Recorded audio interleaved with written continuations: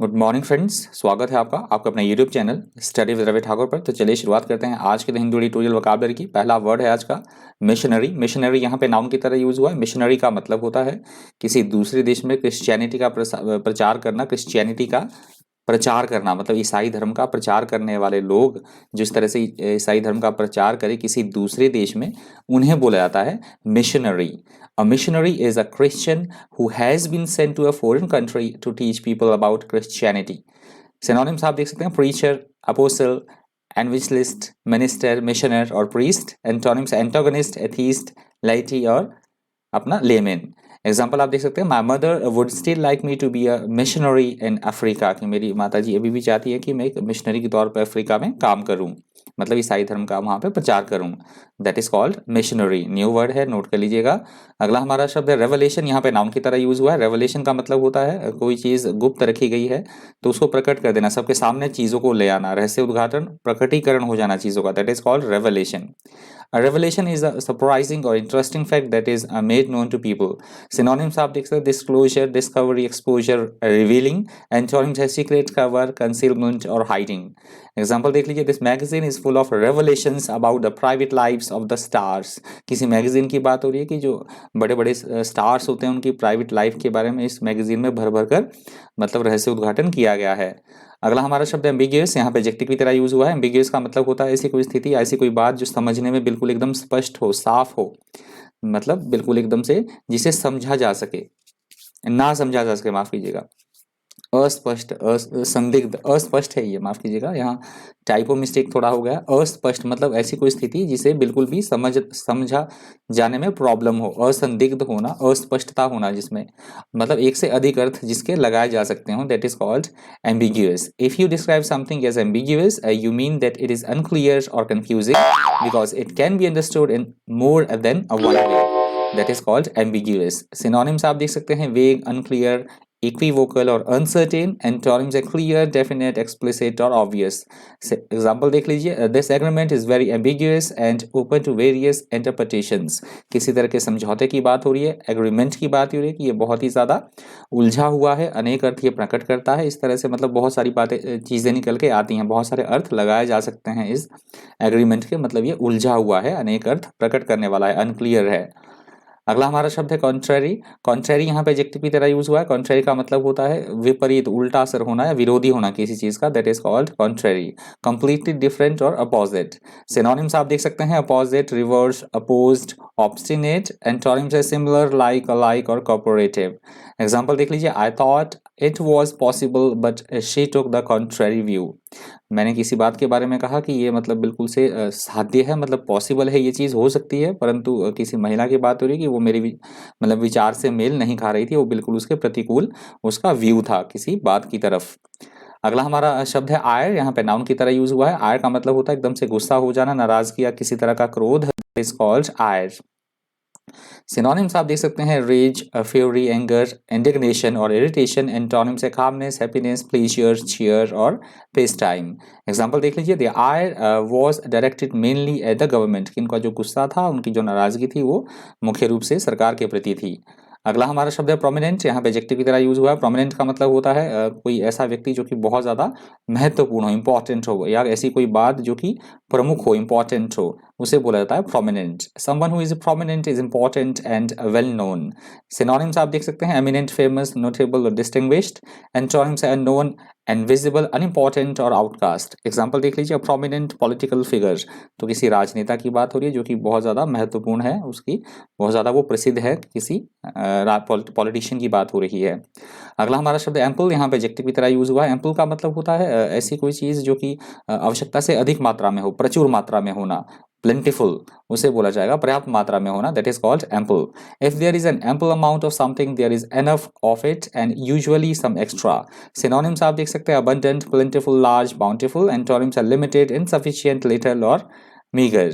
Example देख लीजिए, we have got ample time to make a decision, कि हमें किसी तरह का कोई निर्णय लेने के लिए, डिसीजन लेने के लिए बहुत सारा समय जो है वो मिल गया था, आवश्यकता से अधिक समय हमें मिल गया था किसी को किसी निर्णय पर पहुंचने के लिए।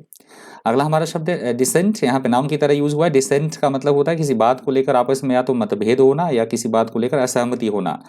उसे बोला जाता है डिसेंट। डिसएग्रीमेंट विद ऑफिशियल और जनरली एग्रीड आइडियाज और ओपिनियंस। सिनोनिम्स देख लीजिए, डिसएग्री, डिफर, डिसेंशन और objection. Antonyms agree, assent, approval और एक्सेप्ट। एग्जांपल देख लीजिए, there is some dissent within the Congress party on these policies. तो किसी तरह की पॉलिसीज की बात हो रही है कि कांग्रेस पार्टी में उन पॉलिसीज को लेकर आपस में ही विभेद है, मतभेद है, असहमति है। अगला हमारा शब्द है फिलेंथ्रोपिक। फिलेंथ्रोपिक यहाँ पे एडजेक्टिव की तरह यूज हुआ है। फिलेंथ्रोपिक का मतलब होता है जो लोगों का भला करे, लोकोपकारी, लोगों का भला करने से संबंधित, दैट इज कॉल्ड फिलेंथ्रोपिक। बिना किसी मतलब के कोई अपना मतलब ना हो, अपना मतलब ना हो, फिर भी बिना मतलब के लोगों का भला करे, लोगों पे परोपकार से संबंधित उनकी सेवा करे, इस भावना से काम करे, that is called philanthropic. A philanthropic person or organization freely gives money or other help to people who need it. Synonyms आप देख सकते हैं, benevolent, humanitarian, beneficent और altruistic. Antonyms है greedy, miserly, stingy और cheap. Example देख लीजिए, some of the best services for the senior are sponsored by philanthropic organizations. तो seniors की बात हो रही है, जो बुजुर्ग होते हैं, बड़े लोग होते हैं, उनको सेवाएं देने की बात हो रही है कि उसमें जो स्पॉन्सरशिप है, बहुत ज़्यादा स्पॉन्सरशिप रहती है। इस तरह की जो संस्थाएं होती हैं, फिलेंथ्रोपिक जो ऑर्गेनाइजेशंस होती है, उनके द्वारा ये सर्विसेज, बेस्ट सर्विसेज उनको दी जाती हैं। अगला हमारा शब्द है मेडेन। यहाँ पे नाउन की तरह यूज हुआ है। हेडिंग आप देखते रहिएगा, ऊपर हेडिंग है सेकंड एडिटोरियल का। मेडेन का मतलब होता है ऐसी कोई चीज जो फर्स्ट टाइम हो, पहली बार हो, या अविवाहित स्त्री को भी बोला जाएगा maiden, that is called maiden. Being और इन्वॉल्विंग द फर्स्ट अटेम्प्ट और act of its kind. Synonyms आप देख सकते हैं, वर्जिन, फर्स्ट, इनॉग्रल और इंटेटरी। एंटोनिम्स से आपका लेटेस्ट, एडोलेसेंट और यंगस्टर। एग्जाम्पल देख लीजिए, in 2006 she made her maiden voyage. Voyage होता है यात्रा, voyage to China and Australia की। 2006 में उसने चाइना और ऑस्ट्रेलिया की अपनी पहली यात्रा की। अगला हमारा शब्द है नोमेनक्लेचर। नोमेनक्लेचर मैंने लिया है वन वर्ड सब्स्टिट्यूशन से, आज ये एडिटोरियल में यूज हुआ है। नोमेनक्लेचर का मतलब होता है नाम रखने की प्रक्रिया, नामाकरण, शब्दावली, उसे बोला जाएगा nomenclature, a system of naming things. Next हमारा वर्ड है फॉल्कलोर। फॉल्कलोर यहाँ पे नाउन की तरह यूज हुआ है। फॉल्कलोर का मतलब होता है कोई पुरानी कहावत हो, पुरानी कहानी हो, लोक गाथा, कहावत, पुरानी कथा, उसे बोला जाता है folklore. A folklore is the traditional stories, customs and habits of a particular community और अ नेशन। सिनोनिम्स आप देख सकते हैं, मैथोलॉजी, लोर, tradition, legend, myth. Antonyms effect, creation, foundation और इन्वेंशन। एग्जाम्पल आप देख सकते हैं, in Chinese folklore the bat is a symbol of a good Fortune. तो जो बैट है, चमगादड़ है, चाइनीज की पुरानी कहावत में उसको अच्छा मतलब गुड फॉर्च्यून माना जाता है, वो कि वो एक अच्छी चीज़ है, कहावतों में मतलब बोला गया, चाइनीज कहावत में उनको अच्छा माना गया है। अगला हमारा शब्द है जक्स्टापोजिशन। यहाँ पे नाउन की तरह यूज हुआ है। अब ध्यान दीजिएगा, जक्स्टापोजिशन दो कंटेक्स्ट में यूज होता है। एक तो होता है हम किसी से किसी बात की तुलना कर रहे हैं, उस कंटेक्स्ट में यूज होगा, या फिर किसी चीज़ की नज़दीकियाँ दिखाने के लिए भी यूज होता है ये word juxtaposition. The juxtaposition of two contrasting objects, images और ideas is a fact that they are placed together और described together so that the differences between them are emphasised. Synonyms आप देख सकते हैं, पोजिशन, कॉलकेशन, कंपैरिजन, एडजेसेंसी और collision. Antonyms parting, detachment, distance और severance. Example देख लीजिए, it is the result of the juxtaposition of contrasting colours, की किस तरह का कुछ जो परिणाम आया है, अलग अलग कलर को मिलाने से ये जो है वो परिणाम आया है निकल के सामने। अगला हमारा शब्द है वोच। वोच यहाँ पे नाउन की तरह यूज हुआ है। वोच का मतलब होता है किसी बात की गारंटी देना या किसी चीज को प्रमाणित करना, that is called vouch. Give surety और assume responsibility, that is called vouch. Synonyms आप देख सकते हैं, गारंटी, अटेस्ट, सर्टिफाई, स्वीयर और श्योर। एंटोनिम्स है कॉन्ट्राडिक्ट, रिजेक्ट, डिनाई, रिनाउंस और चैलेंज। एग्जाम्पल देख लीजिए, I watch for the quality of my products. किसी तरह के उत्पाद की बात हो रही है कि जो ये उत्पाद है, जो ये मेरे द्वारा बनाया गया, हमारी फैक्ट्री, हमारी कंपनी में जो ये उत्पाद बनते हैं, मैं उसकी प्रमाणिकता करता हूँ, मतलब मैं उसको सही होने की गारंटी देता हूँ, उसकी क्वालिटी के बारे में बात हो रही है। अगला हमारा शब्द है ईट हम्बल पाई। ईट हम्बल पाई यहाँ फ्रेज की तरह यूज हुआ है। इसका मतलब होता है विनम्रता होना, विनम्र होना, उसे बोला जाएगा eat humble pie. Make a humble apology and accept humiliation. Example आप देख सकते हैं, Anshul was force to eat humble pie and publicly apologize to her. किसी लड़की की बात हो रही है कि अंशुल को फोर्स किया गया विनम्र होने के लिए और माफी मांगने के लिए उस लड़की से कि वो पब्लिकली उसे माफी मांगे विनम्रता पूर्वक। अगला हमारा शब्द कंसेक्यूटिव, यहाँ पे एडजेक्टिव का यूज हुआ है। कंसेक्यूटिव का मतलब होता है चीज़ों का लगातार होना, एक सीरीज में होना, निरंतर, लगातार, क्रमिक, that is called consecutive. Consecutive periods of time और events happen one after the other without interruption. Synonyms आप देख सकते हैं सिक्वेंशियल, सक्सेसिव, सीरियल और कॉन्टिन्यूअस। एंटोनिम्स है डिसकॉन्टिन्यूअस, ब्रोकन, डिस्कॉर्डेड और इंटरमिटेंट। एग्जाम्पल देख लीजिए, this is the team's fourth consecutive win, तो टीम की बात हो रही है कि ये टीम की लगातार चौथी जीत है। अगला हमारा शब्द है एनेमिक। एनेमिक यहाँ पे एडजेक्टिव की तरह यूज हुआ है। एनेमिक भी दो तरीके से यूज होता है, ध्यान दीजिएगा। एनीमिक का एक तो मतलब होता है जिससे खून की कमी हो, एनीमिया आप समझ सकते हैं, जिससे खून की कमी हो, या हम बोल सकते हैं जोश से रहित होना, बिल्कुल भी एंथुजियास्टिक नहीं होना किसी चीज के प्रति, उस कंटेक्स्ट में भी इसका यूज होता है एनीमिक का। लेकिन विगर और energy is called anaemic.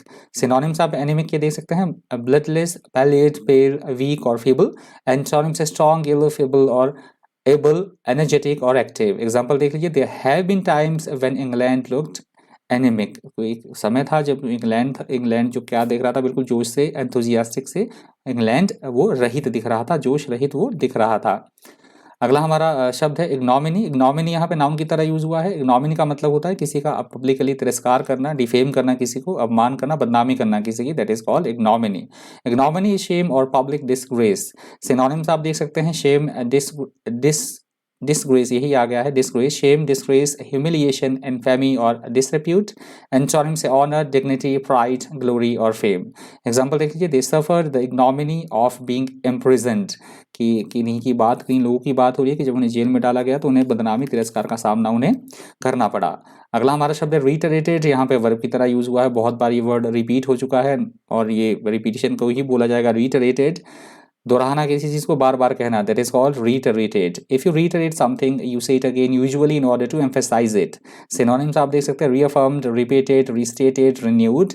antonyms are no more and never ever, in, no respect। Example देख लीजिए, he reiterated his opposition to creation of a central bank, कि उसने अपने opposition को, जो उसकी विरोधी पार्टी थी, उनको बार बार इस बात पर जोर दिया कि एक सेंट्रल बैंक की स्थापना होनी चाहिए, एक बनाया जाना चाहिए सेंट्रल बैंक।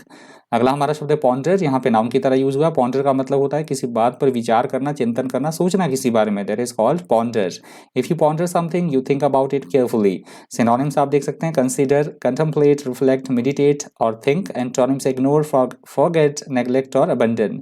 एग्जाम्पल देख लीजिए, he pondered over the difficulties involved, कि किसी काम में किसी तरह की कोई डिफिकल्टीज थी तो उसने उसके बारे में सोचा, चिंतन किया, विचार किया।